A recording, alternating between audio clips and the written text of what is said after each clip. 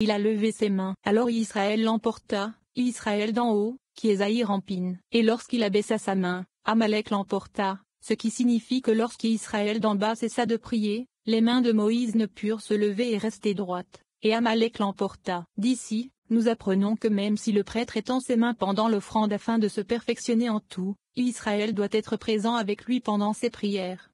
468. Nous avons appris que dans cette guerre d'Amalek étaient présents à la fois ceux d'en haut, et ceux d'en bas. Par conséquent, et ses mains étaient, la foi, c'est-à-dire la foi proprement dite. Il demande, et ses mains étaient la foi. Il aurait fallu dire était. Il répond, c'est parce que tout dépend de la main droite. C'est pourquoi on écrit était et ses mains pour enseigner que la droite est la plus importante de toutes. Il est écrit, ta main droite, Hachem, est glorieuse en puissance. Ta main droite, Hachem, a réduit l'ennemi en pièces. Shemo 15:2.6.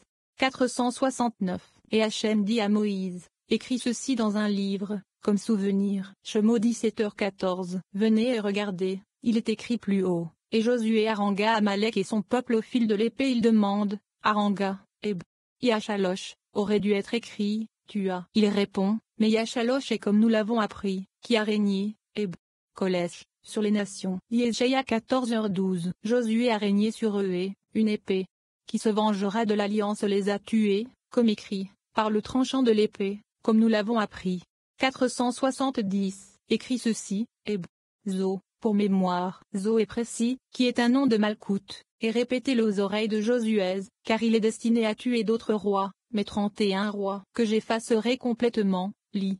J'effacerai un effacement. Effacement fait référence à ce qui est en haut, j'effacerai fait référence à ce qui est en bas. La mémoire signifie la mémoire d'en haut et la mémoire d'en bas. 471. Rabbi Tchak a dit, il est écrit, j'effacerai tout, ce qui indique que le Saint, béni soit-il, effacera, et, tu effaceras le souvenir d'Amalek de Varim 25:2.19.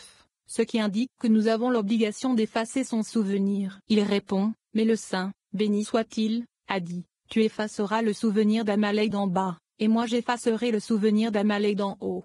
472. Rabbi Uzi a dit, d'autres nations alliées accompagnaient Amalek. Elles avaient toute peur de s'approcher d'Israël, sauf lui, Amalek. C'est pourquoi Josué a régné sur eux. Rabbi Isa dit, et Josué les harcela, car il brisa leur pouvoir d'en haut. 473. Et Moïse construisit un autel, et en donna le nom, Hachem et mon bannière. Shemo 17:15. Et Moïse bâtit un autel, correspondant à l'autel surnaturel, et il l'appela du nom de cet autel particulier d'en haut, Hachem est ma bannière, parce qu'il vengeait le signe sacré d'Israël. Et depuis ce temps, il a été communément appelé une épée, qui vengera l'alliance. Et Moïse l'a appelé, Hachem est ma bannière. 474. Rabbi Uzi a dit, et Moïse construisit un autel, ainsi qu'un autel pour expier pour Israël. Et il l'appela par son nom. Le nom de quoi? Rabbi Shia a dit, le nom de cet autel, Hachem est ma bannière, et Nizi, comme il est écrit, et là, il est mis à l'épreuve, et Nisaü, ce qui fait référence à l'élévation. Tout cela se rapporte à la même question, car Israël a été élevé parce qu'il a été découvert, et le signe de cette alliance a été révélé par eux, le signe sacré. D'ici nous avons appris qu'une fois que le fils d'une personne est circoncis et que le signe de la Sainte Alliance est révélé par lui, alors ce fils est appelé un autel pour expier sur lui. Et quel est son nom? Hachem est ma bannière. 475. De la même manière, Jacob a construit un autel, comme il est écrit, il y dressa un autel et l'appela Elohim d'Israël. Bereshit 33:2.20. Qui a-t-il appelé? Ce lieu qui est appelé autel, nommé Malkout. Et quel est son nom? Et l'Elohim d'Israël. 34. Et ils virent l'Elohim de Israël. Cette section interdit de regarder l'arc-en-ciel en haut, la Shechina, et l'arc-en-ciel en bas, le signe de l'alliance qui est imprimé sur une personne. Rabbi Shia parle de la pierre de saphir d'An et il y avait sous ses pieds une sorte de pavé de pierre de saphir, disant que cela signifie la lumière transparente du saphir. Les gravures d'en haut qui clignotent et illuminent. Les bordures du grand arbre illuminent la Shechina lorsqu'elle se joint à Zahir-Ampin. Toutes ces lumières et ces chemins s'illuminent sur la lumière de la Shechina. 476. Rabbi Uzi a dit, quel est le sens du verset? Et ils virent les Elohim d'Israël. Shemo 24h10. Il demande, qui peut voir le Saint, béni soit-il? N'est-il pas écrit, car personne ne me verra et ne vivra? Shemo 33:2.20. Pourtant ici il est dit et ils ont vu. Il répond, c'est plutôt l'arc-en-ciel qui leur a été révélé en couleur lumineuse. C'est le Shechina qui reconnaît des trois couleurs, blanc, rouge et jaune. Ainsi, nous avons appris que quiconque regarde l'arc-en-ciel est comme s'il regardait la Shekhinah, et il est interdit de regarder la Shekhinah. 477. Par conséquent, il est interdit à une personne de fixer les doigts des prêtres lorsqu'ils tendent leurs mains. Il est interdit de fixer l'arc-en-ciel. Il demande, quel arc-en-ciel? Rabbi Abba dit, n'importe quel arc-en-ciel. Il lui dit, qu'est-ce qu'un arc-en-ciel? Il lui dit, à la fois l'arc-en-ciel du dessus et l'arc-en-ciel du dessous. 478. Il explique ces paroles sur l'arc-en-ciel ci-dessus, qu'il est interdit de regarder, signifie sur ses couleurs, blanc, rouge et vert, qui sont le secret des 3 colonnes qui illuminent dans le Shekhinah. Car celui qui contemple ces couleurs, c'est comme s'il contemplait un lieu élevé, céleste. Il est interdit de le regarder, car c'est une manière déshonorante de regarder la Shekhinah. Qu'est-ce que l'arc-en-ciel d'en bas? C'est le signe de l'alliance qui s'imprime dans la personne, car celui qui le contemple se conduit de façon déshonorante envers ce qui est en haut.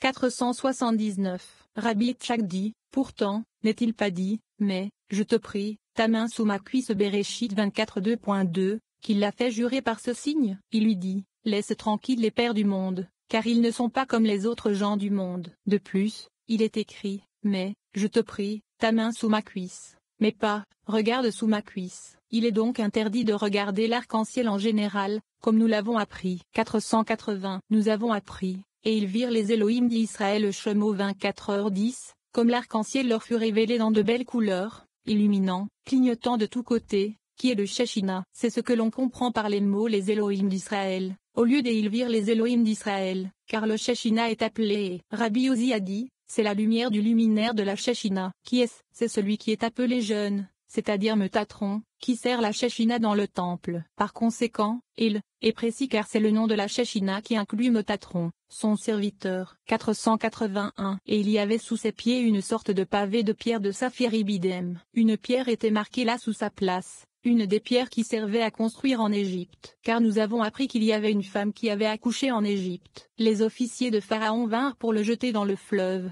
et elle le mit à la place d'une pierre de la construction. Et la paume d'une main vint la saisir, et elle fut marquée sous les pieds de la Shekhinah. Et elle resta en sa présence jusqu'à ce que le temple terrestre soit brûlé, comme il est écrit, et il ne se souvint pas de son marchepied Écha 2, c'est cette pierre de saphir.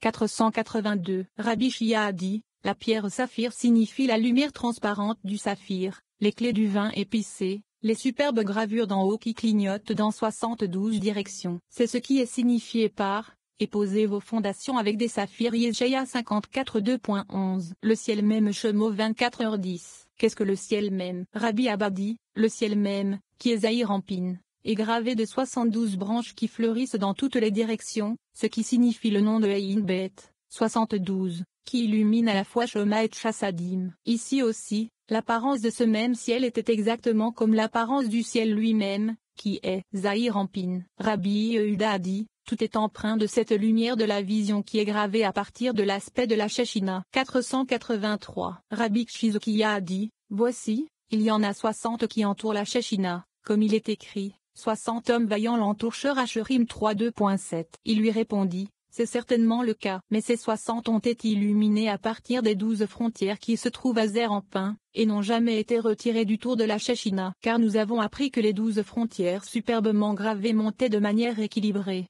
dans l'arbre grand et fort. Elles sont le secret des 3 colonnes qui illuminent dans les 4 directions Z, Gvura, Tiferet et Malkout, dont le total est de 12. Et elles illuminent la reine, qui est le Shekhinah, lorsqu'elle s'unit au roi, qui est Zahir Ampin. Le ciel même en effet, car elle reçoit tout ce qui est au ciel, qui est Zahir Ampin. Et toutes ces lumières et ces chemins s'illuminent de la lumière de la Shekhinah. 484. Nous avons appris que la lumière de ces 60 hommes valants qui entourent la Shekhinah est imprimée dans ce jeune homme particulier, Metatron. Nous les avons appelés 60 cils de feu dont il était revêtu sous l'aspect de la Shekhinah, et il flamboyait de jugement. C'est la signification de 60 hommes vaillants l'entourent. 35. Et Moïse érigea un autel. Rabbi Yehuda conclut Béchala en disant qu'il n'y a pas de génération qui ne contienne pas la mauvaise graine d'Amalek. Le Saint, béni soit-il, leur fait la guerre et les pécheurs, péchés, seront exterminés de la terre, c'est-à-dire dans ce monde et dans le monde à venir. À peu près à la même époque, il est écrit,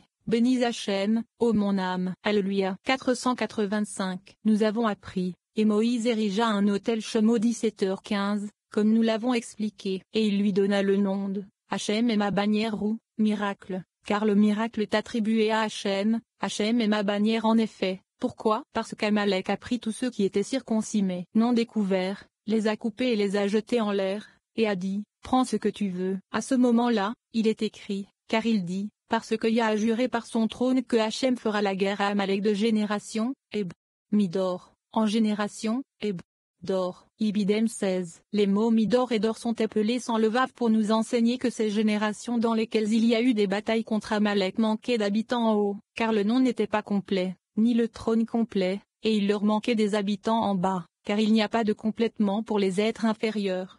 486. Rabbi Yehuda a dit, dans chaque génération et dans toutes les générations suivantes qui viendront au monde, il n'y a pas de génération qui ne contienne pas cette mauvaise graine d'Amalek. Le Saint, béni soit-il, leur fait la guerre. À leur sujet, il est écrit, les pécheurs, péchés, seront consumés hors de la terre. Tezillim 104.2.35. Hors de la terre, c'est-à-dire dans ce monde et dans le monde à venir. Vers la même époque, il est écrit, bénis-tu Hachem, ô mon âme, Alléluia Ibidem. Quand Jéthro entendit, le rabbin Kshizokia entame une discussion sur l'élévation des mains. Il est important de ne les lever que pour prier et bénir, car les 10 doigts correspondent aux 10 potentats qui reçoivent des bénédictions, et aux 10 dictons. La leçon se tourne vers le roi et le prêtre d'en haut, et le roi et le prêtre d'en bas, et nous apprenons qu'il existe également un roi et un prêtre de l'autre côté. Le nombre 10 est en outre significatif, car Dieu a frappé le pharaon de 10 fléaux. À propos de Jéthro, nous apprenons maintenant qu'il a donné des conseils à Moïse sur l'administration de la justice selon les lois de Dieu,